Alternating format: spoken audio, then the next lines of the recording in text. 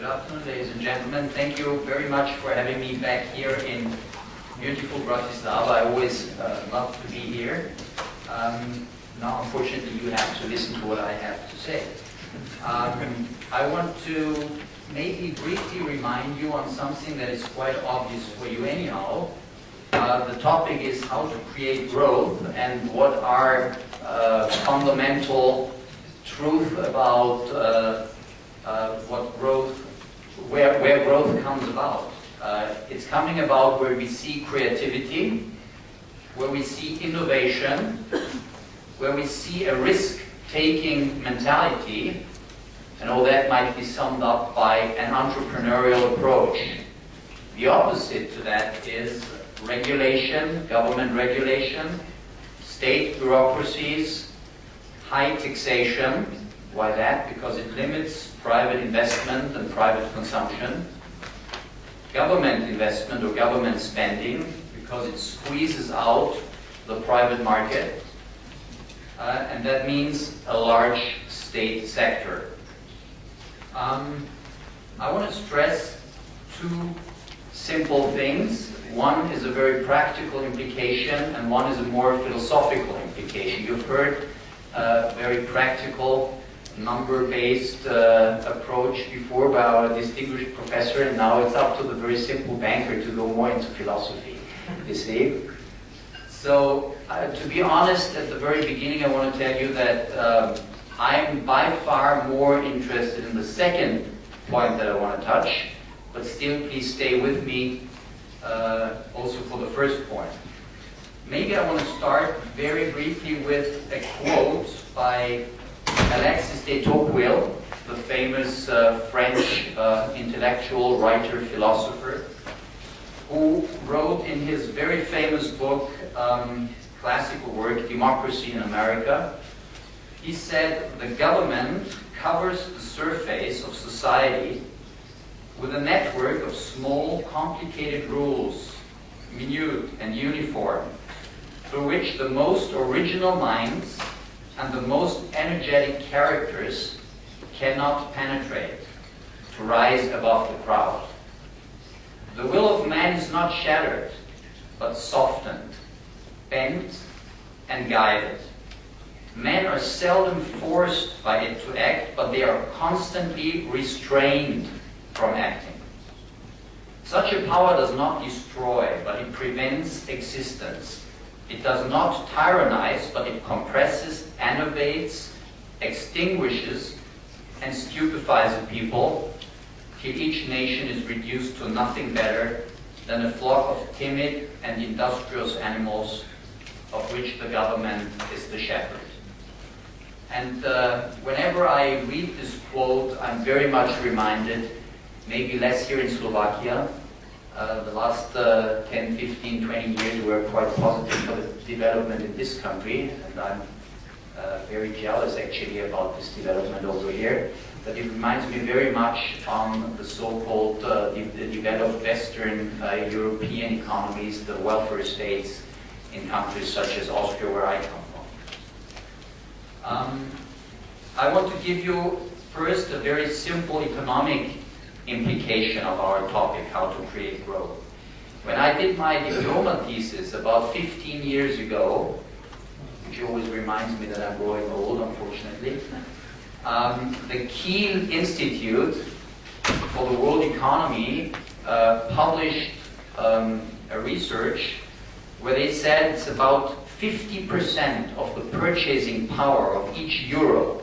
Well, back then it was Deutschmark, but you can also say euro today. 50% of the purchasing power of each euro gets lost by being taxed from the private economy or private consumption, turned through the wheels of bureaucracy, and finally being spent again into the economic cycle through government investments or state subsidies.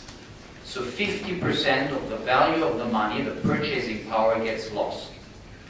Very recently, the International Monetary Fund, also not really an outspoken free market institute, but still, they published a very similar study, just taking the argument upside down, by saying that private spending, as compared to public spending, creates about double the positive impact on GDP growth. So if we do private investments, private consumption, private spending, it has about double the impact on GDP growth than government spending. Very recent research paper by the IMF. So, summarizing all that, I would say it's a very strong argument for limiting government influence, scaling back tremendously the state sector, lowering taxes, and I'm not talking about 1 or 1.5 or 1.7%, I'm talking about substantially lowering taxes.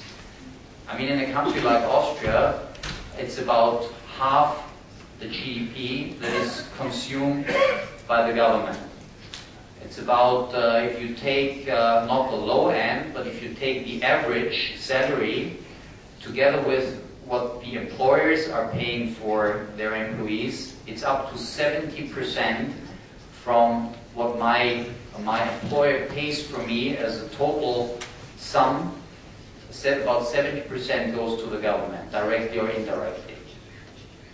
But let me now come to the second implication, because I guess the first part was very obvious for each one of us and is published quite extensively anyways. The second part, and I was asked explicitly to talk about that, is a moral implication. And this is very important because we tend to forget about this point. We need to be aware of a fundamental truth about the human person, about each one of us, you and me. The individual is free, is created free and oriented towards individual freedom.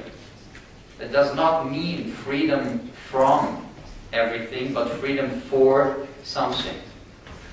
Which immediately leads me to the statement that limiting or reducing the freedom of the individual, though sometimes it's necessary, but it's always dangerous, and to be enacted cautiously because you're going against human nature and against human destiny. So it's really something we need to be very much aware, and if I'm telling you that 70%, sometimes even more, of what I'm working for my bank goes directly into the government sector, then I'm asking you, just ask yourself the question whether that still is a free society, or whether it's very close to what Alexis de Tocqueville said before. It's not tyrannizing, it's not bending me, but it's definitely somehow limiting my possibilities to invest and consume on my own. I want to say, I'm very often lecturing on the Christian social teaching, which is for me the perfect model for organizing a society, organizing an economy. And I want to give you two quotes that I think are very important, and we need to keep that in mind. And maybe some of those two quotes might be very surprising for some of you, because you would maybe not wait that, or maybe not assume that these gentlemen are saying things like that. But one of the smartest people on earth, I would say, Cardinal Ratzinger, now Pope Benedict XVI, wrote in his last social encyclical, Spe Salvi, if there were structures which could irrevocably guarantee a determined good state of the world, man's freedom would be denied, and hence they would not be good structures at all. So the welfare state that we created, all these structures, all these laws, all these regulations, all this taxation, redistribution of money, this huge and ever-growing state sector is this kind of structures.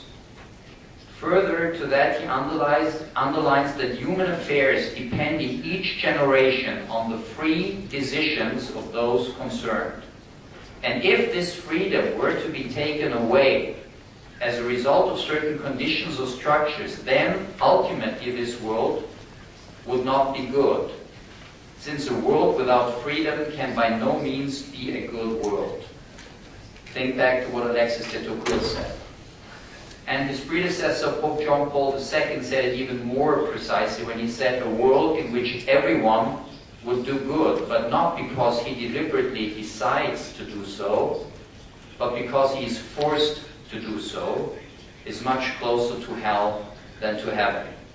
This reminds me a little bit about the ongoing discussion in America, where the private sector health insurance and pension funds is currently under severe attack, and President Obama wants to create a large public sector on this.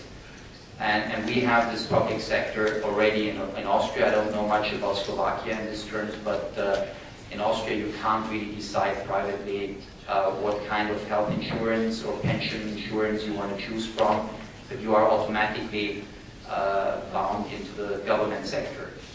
So I mean, taking all that together, it's individual freedom, and it's reducing the government sector, and it's individual creativity and innovation that creates growth.